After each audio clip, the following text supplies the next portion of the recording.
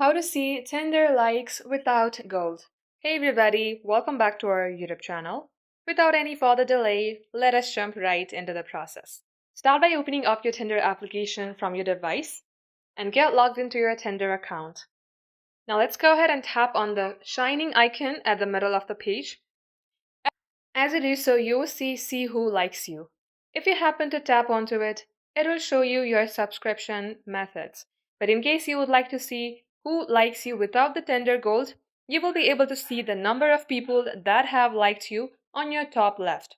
For instance, it is showing 0 likes for now, but if somebody have liked your profile, it will show numbers. However, if you would like to know which person has liked you, you have to subscribe for Tinder Gold. But in case you just want some numbers of how many people or how many likes you got, then you will be able to see the total number of people who have liked you on your top left. Thank you for watching the video till the very end. If it had helped you in any ways, then do like and subscribe.